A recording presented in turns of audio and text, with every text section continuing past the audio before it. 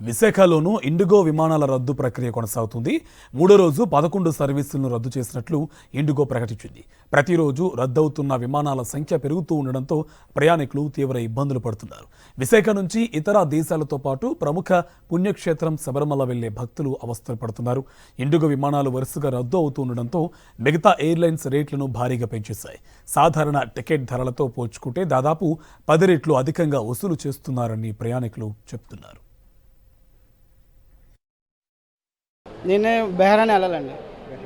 4వ తారీఖు తీసుకున్నాను, 4వ తారీఖు క్యాన్సిల్ అయిపోయింది ఫ్లైట్. మళ్ళీ రేపు కూడా గ్యారంటీ లేదంటున్నారు. ఫెయిల్ చేస్తాను కంపెనీకి, ఇంకా రేపు కూడా లాస్ట్ డేట్ క్యాన్సిల్, అది కూడా వేసాక క్యాన్సిల్ అయిపోద్దని డౌట్.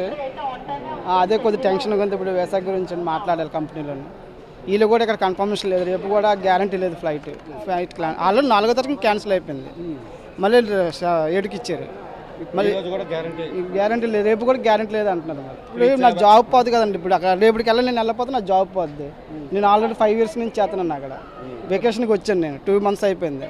అలా ఆల్రెడీ వాళ్ళు కూడా లాస్ట్ డేట్ 7కి వెళ్ళి రాకపోతే నీ వేసా క్యాన్సిలేషన్ అయిపోతుందని చెప్తున్నారు. వెళ్ళకపోతే ఇంకా జాబ్ వేస్ట్ అయిపోద్ది. గవర్నమెంట్ తరపు నుంచి ఏమైనా కొద్దిగా ఎయిర్పోర్ట్కి ఇలాగ కొద్దిగా చెప్తే బాగుంటుందండి. కృష్ణా జిల్లా గన్నవరం విమానాశ్రయంలో ఇండిగో ప్రయాణికులు తీవ్ర అవస్థలు ఎదుర్కొంటున్నారు. విజయవాడ నుంచి ఢిల్లీ వెళ్లాల్సిన ఇండిగో విమానం రద్దు కావడంతో ఎయిర్లైన్స్ సమాచారం ఇవ్వకపోవడంతో ప్రయాణికులు విమానాశ్రయానికి చేరుకున్నారు. విమానం రద్దుకు కారణం చెప్పాలని ఇండిగో కౌంటర్ సిబ్బందిని అడుగుతుంటే నిర్లక్ష్యంగా సమాధానం చెప్తున్నారని ప్రయాణికులు అసహనం వ్యక్తం చేస్తున్నారు. ఈరోజు నేను ఇండిగో ఫ్లైట్లో వెళ్లాల్సి ఉండిందండి, 2:50కి. అది అయితే మేము టైంకే వచ్చున్నాము. ఇక్కడ వాళ్ళు చెప్తున్నది ఏంటంటే ఈరోజు ఫ్లైట్ క్యాన్సిల్ అయిందని.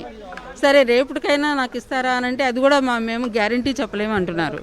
మరి మేము ఎక్కడికి వెళ్ళాలండి ఈ టైంలో క్యాన్సిలేషన్? వాళ్ళు ముందు ఇంటిమేషన్ కూడా ఇవ్వలేదు మాకు. మేము ఇంటి దగ్గర నుంచి మళ్ళీ 50-60 kilometers నుంచి ప్రయాణం చేసి ఇక్కడికి వచ్చిన తర్వాత ఈ కబురు చెప్తున్నారు. ఇండిగో ఫ్లైట్ అండి అది.